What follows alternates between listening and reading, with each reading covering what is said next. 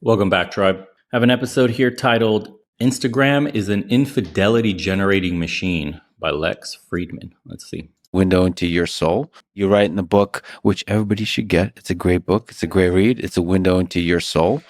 You, in this book, write that there's 5 kinds of infidelity. Do you remember? Can you explain?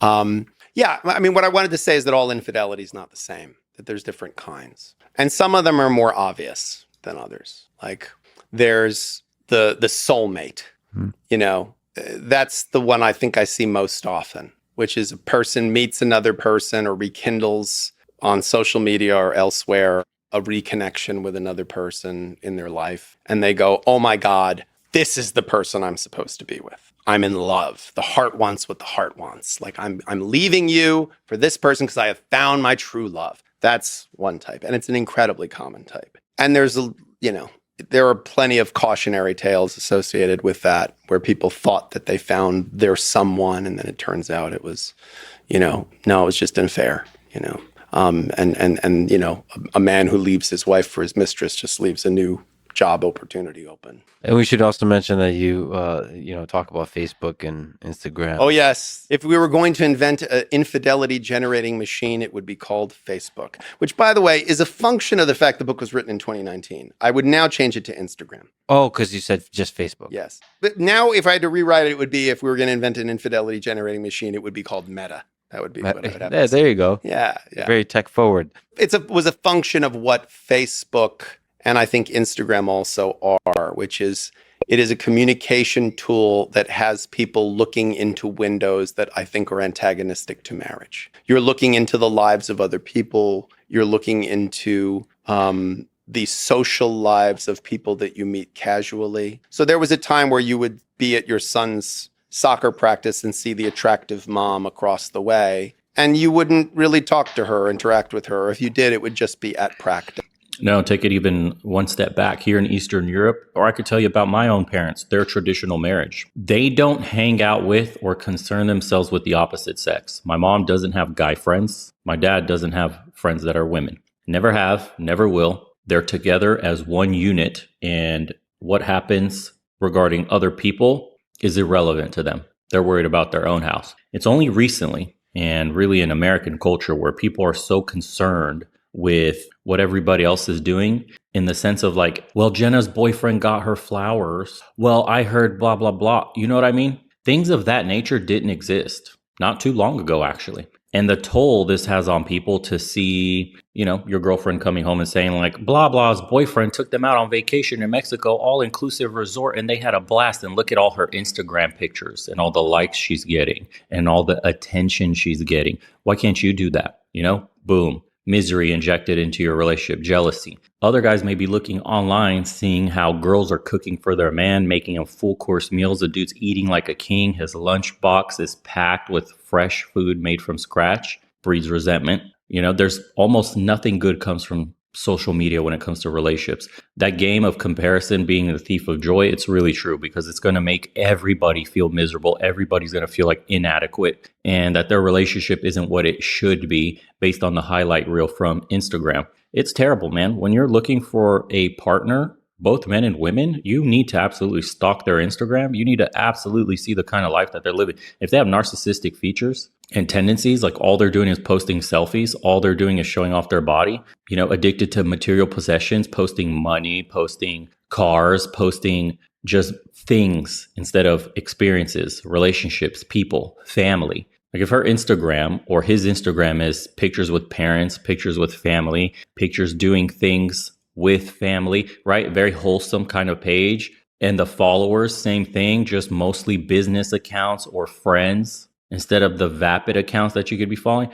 That could be green flags. That's showing you somebody that's pretty much stable, humble, family oriented. But if you're going to date a chick, for example, that has nothing but bikini pics, that's in hotels all over the world, that's on boats, that's pictures of drinks and nightclubs and all that stuff, and you expect to make a wife out of her, you're in for a world of hurt, man. Social media profiles are the easiest way to dig into somebody's life and see if they're worthy to chase for a long term. relationship. This. But now we add on social media those people because for legitimate reasons, we need to maybe communicate about when practice is, or we want to message the person. But now it's sort of an invitation to a connection. And then it's, there's a picture of her on vacation in a bikini. That's very intriguing. And then you have a benign, I saw you guys went on vacation. Where did you stay? Was it good? Did you like that? Oh, that's nice. And now we're talking and now we're having an interaction. And now this is how the spark of affairs begin. It's usually, people don't usually meet and go, would you like to potentially wreck your marriage? Yes, would you? Oh my God, let's do this. Yeah. Like it's much more, it slowly happens. So when I talk about types of infidelity, the soulmate, the unexpected soulmate, this connection that you didn't expect. I didn't expect to fall in love with this person, but I did. Lust. And the heart wants what the heart wants. And I'm sorry. That one's tough. That one's because, it's an interesting distinction between men and women to some degree. When a man finds out his wife was cheating, the question is, did you fuck him? And when a woman finds out that a man cheated, the question is, do you love her? And those are different things, I feel like there could be many and have been many books written on that. Yeah, there have been by much smarter people than. But okay. I think that the soulmate thing, very, very painful for a lot of my female clients. When a man says, listen, I found the one and it's not you. That is really, really hard to get past. Even when it turned out to be true. I mean, I've seen some people that, it was an affair that turned into 20 plus year marriages, So an unhappy marriage and then a happy affair that turned into a very happy marriage. Like I've not seen, there's not a formula, like I've been doing it long enough now that I've seen permutations I never would have expected. So that's one type of infidelity. The other is what I call the push out of the closet, which is and that I think happened more often earlier in my career. There have been tremendous strides, I think, in the lesbian and gay community, where, including marriage equality, obviously, where there's a lot of change as to people accepting people as being gay or lesbian. And I think that there was a time where, people were being in the closet was much more important. You were subject to professional scorn and, all kinds of things if you were gay or lesbian. So people were sneaking around and having affairs with their same-sex partners, and then they get caught. And then, it really was a function of the fact that they were closeted. And again, that's another kind of complicated dynamic. I haven't had that happen to me, where a woman left me for a woman, but I'd like to think it would be easier for me. Yeah. Because if you left me for a man, you're saying I want one like you, but better than you. Whereas if you leave me for a woman, well, that's a whole different set of equipment. I don't have that. So I can't. Hey, everyone. If you have a minute, please head over to legionofmen.store and grab yourself some cool merch as well. We have a bunch of limited edition designs, brand new stuff on the way, and all the proceeds go to supporting the channel. We don't want to be sponsored by corporations where we have to submit videos for review, have our speech impeded, or push any products that we don't use. So thank you so much to everybody that goes into the shop. Again, it's legionofmen.store. I'll put it up here for you guys. First time customers get a 10% off, and we have a bunch of great designs by artists from the community that watch the channel and support. They get proceeds as well, a percentage of everything that gets sold. So community funded through and through. And it's no synthetic fibers on any on our products. We're using cotton only, of course. I got your back from all those chemicals from synthetic fibers. Again, appreciate you guys. Let's continue. What's interesting about that is on the other side, when women get left by a man who likes other men, they're actually repulsed and disgusted completely, which is a totally different reaction than a man getting replaced by a woman. A man getting replaced by a woman, most men will probably try to inject some joke of like, but can I share? Can I partake? Right? It's not real threat there because she's not getting sexually dominated by another man. There's nothing to, quote, measure up to. There's no competition. She just likes other women. Most men are like, that's kind of hot. Oh shit, it sucks. I lost my girlfriend. But did I? Like, what if you had a girlfriend and a boyfriend? You know what I mean? Like, you want to have a girlfriend, sweetie? That's cute. Sure. Invite her in the bedroom. That's how most men take that. There's very little men on this earth that will tell you that they are genuinely upset that their women like other women and replace them with a woman. Seriously. I don't know any in my men's group. Maybe like the beta-fied little bobs that are insecure about their masculinity, and that maybe hits a deep point in their ego where they're like, wow, dude, I was such a bad man that she'd rather go with women. But somebody that's secure in their masculinity, all the type A high performer kind of men that I've met all would laugh at that and be like, okay, fine. So anyways, invite her to the bedroom too then, if you want to have some fun like that. Because they know that woman will never replace them. She can't provide, she can't protect, she can't do any of the manly things you do. You know, it's just looking at your woman like, oh, that's sweet, honey. You must be confused. That's great. But on the other end, if a woman gets dumped by a man and he's into other men, his man card in her eyes gets revoked. Dude, the disdain, the disgust she has for her man, literally everything about him evaporates in her eyes. There's no coming back from that. There's nothing positive for a woman. It's like she almost feels horrible for picking a man that's into other men. Like she doesn't even trust herself now with decisions. Like how could she pick a weakling like this? That's how women look at it, man, with utter disgust. I mean, if you've had conversations with some women that dated dudes that either like other men or left them for a man, the stuff they say, I can't even repeat it on YouTube because it'll get the channel deleted. Literally, it's what women really think would be shocking to say out loud. Okay. Like it's not me, it's you. It's something you want that I can't offer. We don't serve that at this restaurant. So, you know, it's okay. Like, yeah. I get it. I mean, there's a betrayal, there's a sadness, whatever, but you know, it's a different thing. The saddest type of infidelity, in my opinion, is the mistake, which is someone just makes a mistake. They just, people do dumb shit when it comes to sex. Like people just in a moment, you know, they follow temptation, their impulse control is poor, you know, and that's an important one you need to remember there. Impulse control. Another thing you need to vet in people. It's very easy to see, man. People show how well they can control themselves through their diets. Don't date fat people. Sorry, if that comes off as rude, doesn't matter. Food is one of the most baseline animalistic needs that we have. And it's one of the things that you need to have impulse control for, or it will physically manifest in your body. Fat people have no impulse control when it comes to food. This is also indicative with other things in their life that they will have undoubtedly poor impulse control for. Their rooms will probably be a mess. Their houses, their cars, the way they treat their appearance. It's evident in people. Same goes for men. Think about it. It's very easy to see as a man because we've all been there at some point or have seen it in our own friends. You got a homie, or whether it was yourself back in the day, plays video games all day when he feels like it because impulse control. Probably had something to do, instead chose to play video games. Had something needed to be done for the day, rather just sit at home, jack it to adult entertainment, rather binge on anime, rather not go to the gym today, rather eat all this shitty food because it makes me feel better, whether light up a blunt, smoke one out, whatever it is, man. And then it manifests in the guy's body. He's overweight, he's disgusting, he's a neck beard, doesn't shave,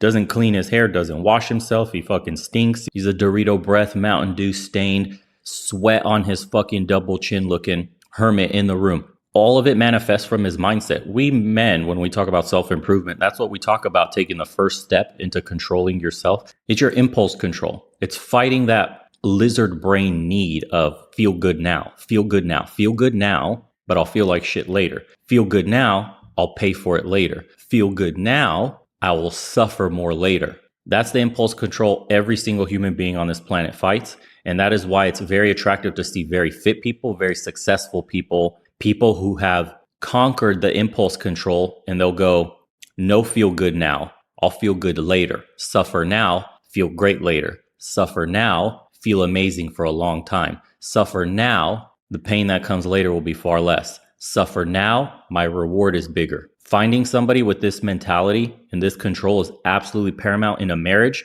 especially when, again, things get hard. Raising kids makes it even harder. Potential problems in the marriage, like money may come up. Somebody gets fired. Maybe you need to move somewhere. Maybe somebody upgrades or downgrades from a position. A million things can go wrong. Do you have a partner with good impulse control and discipline, or do you have a poor one? If you're to map out which marriages work long-term and which don't, if we're able to map out the impulse control and discipline of people, both the man and the woman, I guarantee you we could accurately track successful marriage is two people with great impulse control and discipline. I guarantee it, man. I guarantee it. Of all the shit we talk about here, these are probably the two tenets that you need to look for in the opposite person when you're dating is impulse control and discipline. This will be the difference between success and failure in anything: marriage, friendship, work, your physical appearance, you name it. A lot of people today, because we live in a hedonistic society where materialism reigns supreme, we preach the opposite. Most people have zero impulse control, zero discipline, and it shows in society. Go walk outside and see what the average body type looks like. Go outside and talk to the average person and see how mentally weak they are, how fragile they are. We have safe spaces. We have cancel culture now. If you say something I don't like, you've offended me. Look, man, the mental and physical weakness rampant in the West today. They do something that doesn't reflect their morality or doesn't reflect the depth of their feelings. Like if you spend enough time in a room with people who've cheated in a relationship and are speaking candidly to you about it because you're their lawyer, they'll say to you very openly, like, no, I really love my wife. I really love my wife. Like, I don't know, I was just an idiot. Like, I saw this bright, shiny object and I went for it. I really wanted to sleep with that woman. Like, I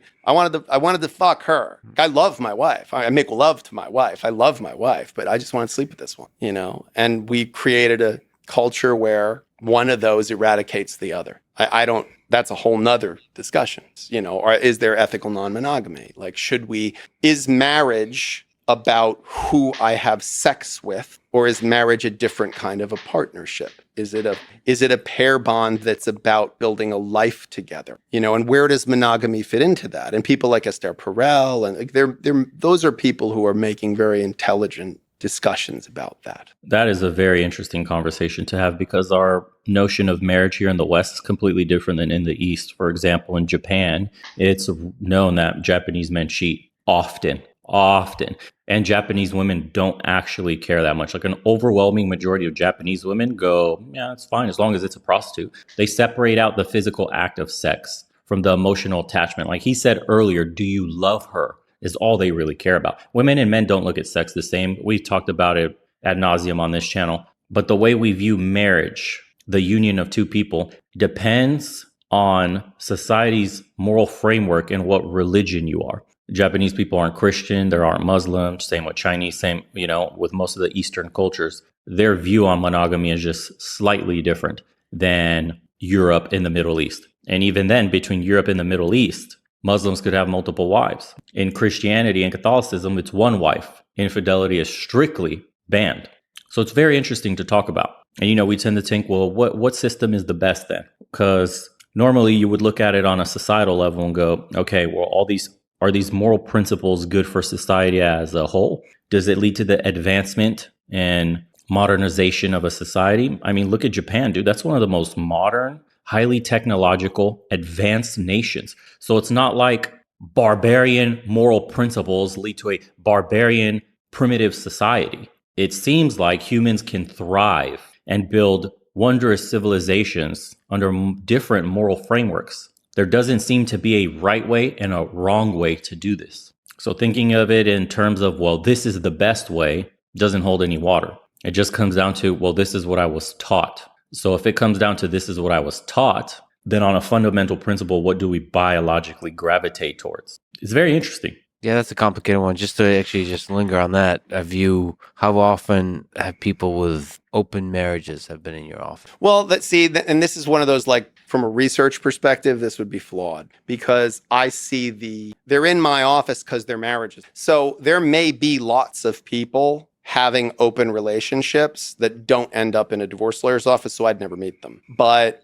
I meet a lot of people that was the Hail Mary pass. Sure. Like, I meet a lot of people that they tried that, but in retrospect, it was a Hail Mary pass. Yeah. It was like, look, we've just figured, let's try this. Like, maybe this will keep the glue together on this thing, And I've also seen open relationships go wrong, where we agree we're just going to have sexual connections with other people, or we're going to bring other people into the bedroom. That's a good point. But together, like, we're going to be together with other people or with another person. And then that connection of those two people, like, you think it's a soulmate all of a sudden now, and it goes in this other, because, and again, is that novelty? Is that, like, it's the reason why I don't understand why people have three. It's kind of like, when someone sings to you, I don't know where to look. Like, I don't know where to look. Like, if someone's singing to me, I don't know where to look. Like, it feels weird, right? Yeah. Like, this is a conundrum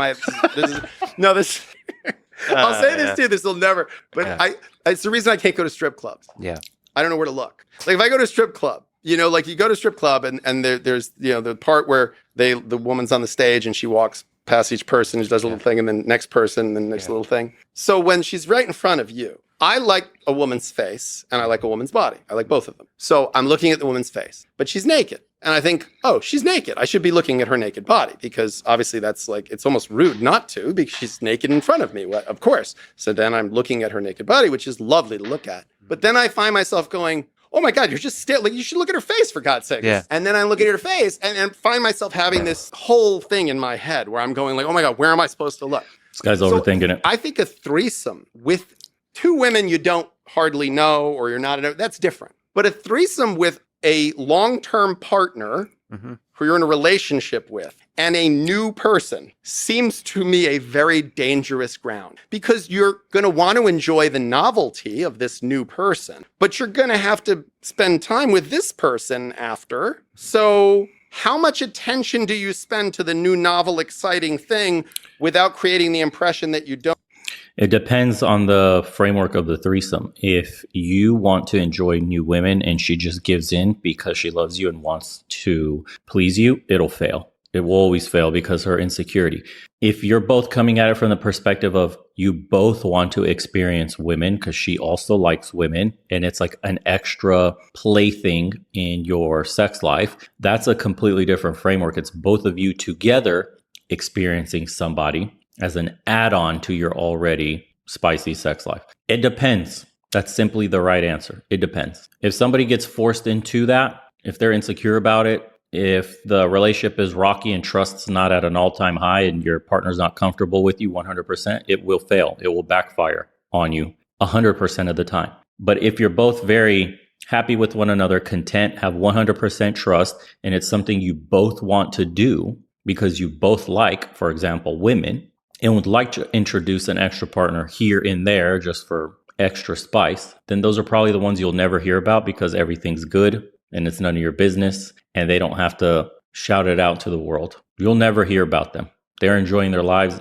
peacefully, quietly, happily. And what he said, the confirmation bias is potentially all we hear about the ones that fail are the ones that I said about earlier is because those are the loudest ones. Those are the ones we all have stories of. Those are the ones we talk about because it's boring to talk about the ones that are happy and things are working and they're just enjoying their sex life, especially amongst us that are in monogamous relationships. Imagine a dead bedroom situation and then you hear about your buddy Chad, him and his wife are on vacation or just picking up chicks at a bar, having a blast together. They're in a happy relationship. Everything's going right. And then you're in a dead bedroom with your one woman who won't even give you a blowy. You guys are having once a month, if that, maintenance sex. Crazy.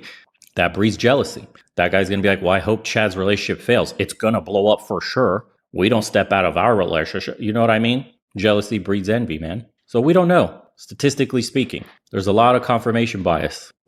You're not interested in this because you're my favorite person, but this is fun. So I want to just try this for a few, but then also I don't want to forget about that. Like it just seems tricky. That analogy, by the way, is brilliant. And also I guess it's tricky because the consequences of mistakes are quite high because you're going to have to talk about it. Right. And there's an easy way to misinterpret the data, right?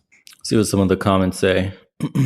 I swear my entire consciousness has changed since Instagram has come along. A powerful tool for the elite to connect with each other and a devastating one for the vulnerable.